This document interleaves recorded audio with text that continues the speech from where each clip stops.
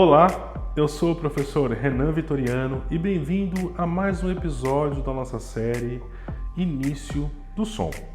No vídeo de hoje, nós vamos falar como organizar os seus estudos semanais, né?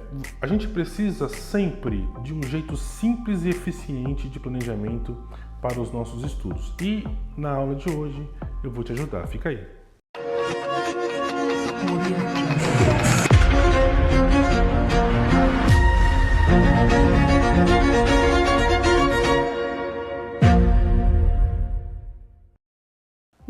Num dos episódios anteriores, eu falei sobre os meus estudos, né?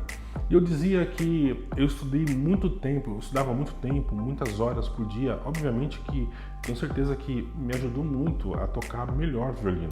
Mas hoje em dia eu falo para os meus alunos muito pouco. O que eu falo para os meus alunos, na verdade, é que eles precisam organizar e planejar o estudo deles, né?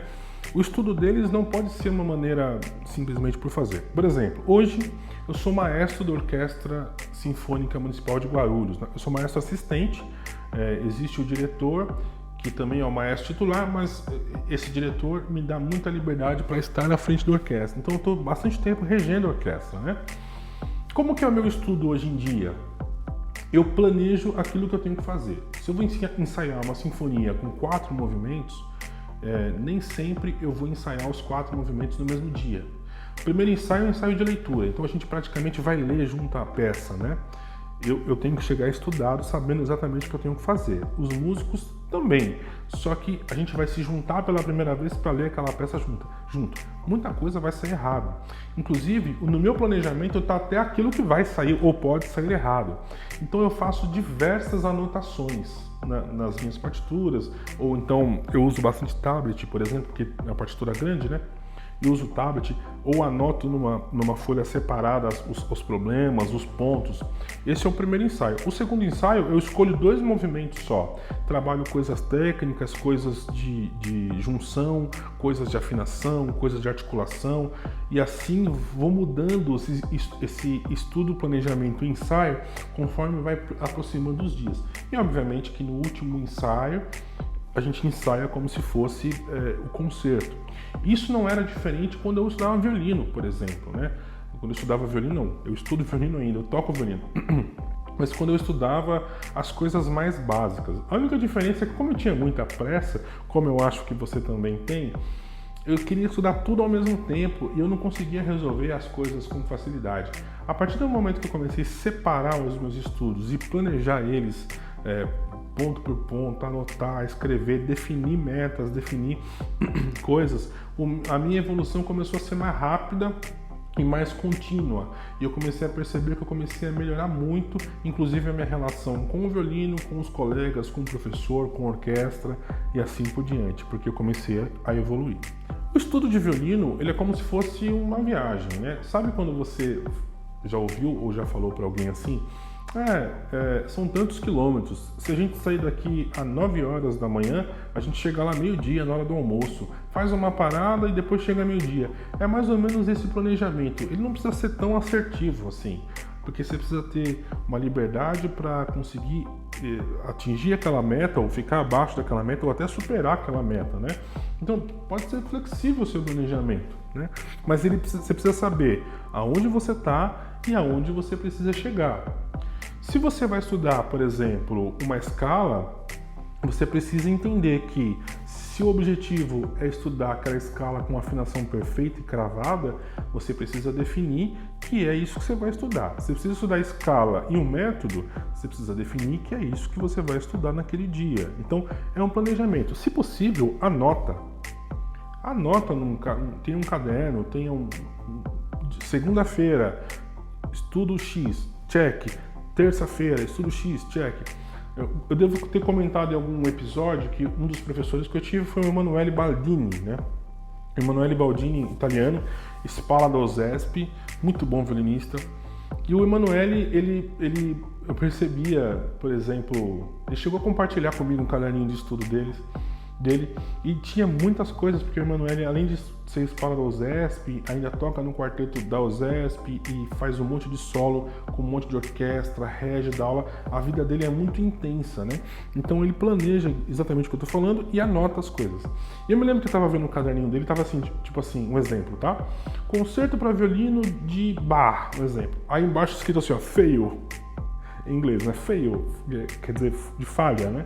Eu falei, professor, o que significa fail? Você não estudou? Eu falei, eu estudei, mas ficou muito ruim. Aí eu falei, deixa que amanhã eu resolvo. Escrevi fail e incluí no meu planejamento do dia seguinte um concerto que não estava planejado.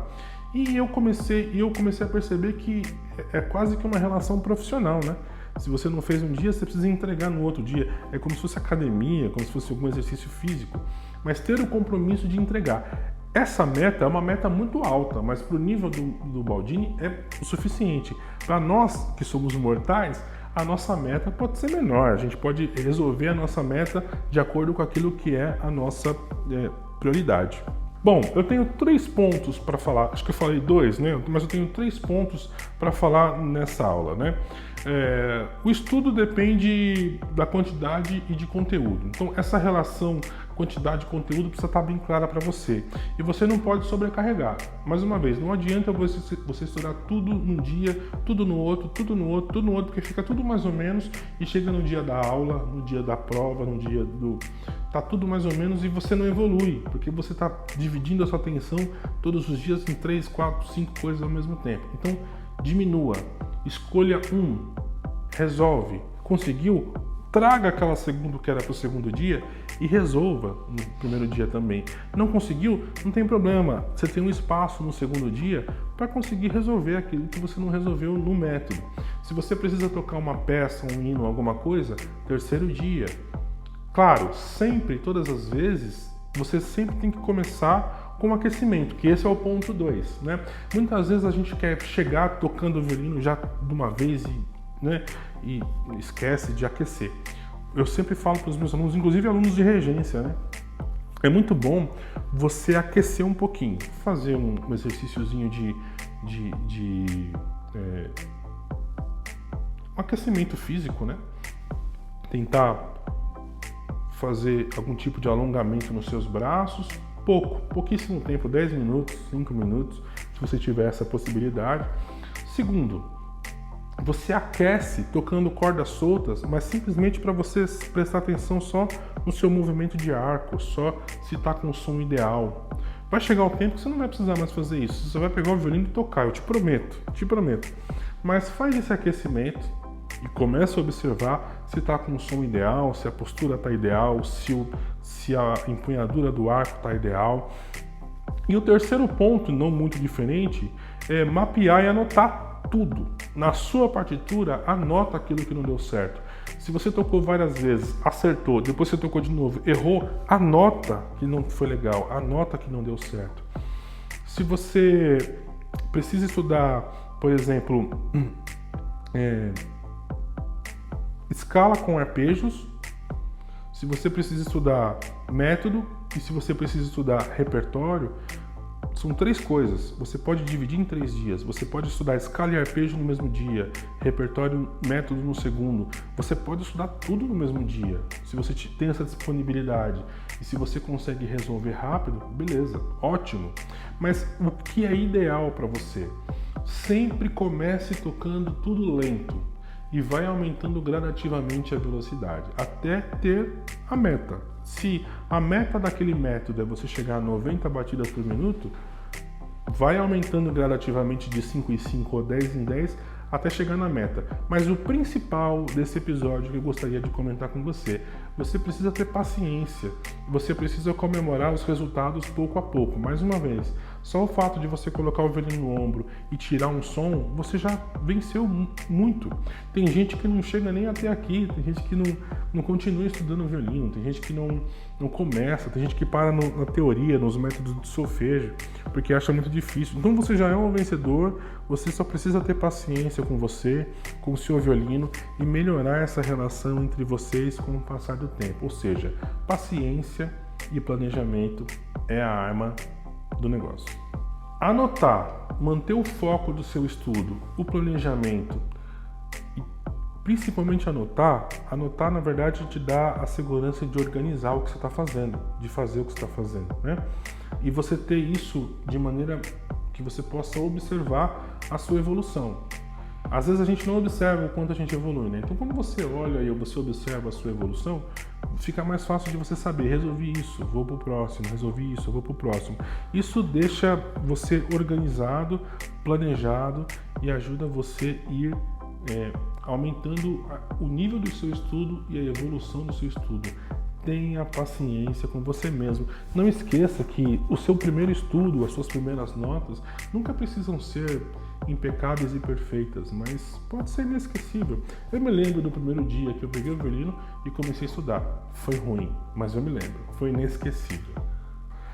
Todo esse conteúdo, todos os episódios estão sendo gravados com o apoio da Di Pietro, que é uma marca de violino extraordinária, que é esse violino aqui, é o SVM 102, né? Di Pietro SVM 102, violino de madeira maciça e que dá prazer tocar ele, é um instrumento maravilhoso, gosto dele, gosto de outros também da mesma linha, mas em especial esse violino aqui mexe bastante comigo. Então, baseado na aula de hoje, eu tinha muita dificuldade, por exemplo, em tocar coisas bemol e com mudança de posição, por exemplo.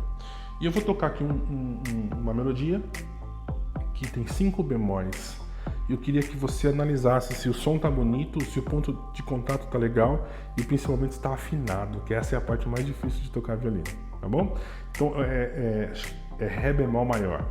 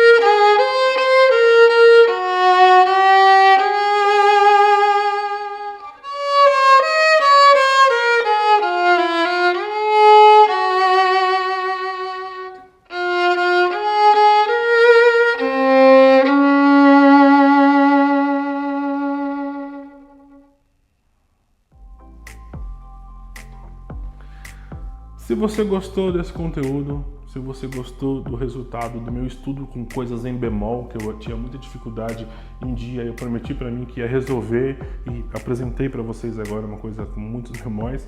Se você achou interessante, se inscreve no nosso canal, deixa o seu like, comenta o nosso vídeo, compartilha com alguém com quem você acha que a gente pode ajudar com essa reflexão sobre o estudo e principalmente ativa as notificações para chegar para você em primeiro quando a gente postar vídeo novo. Espero que você tenha gostado, espero ter te ajudado e bora estudar violino juntos!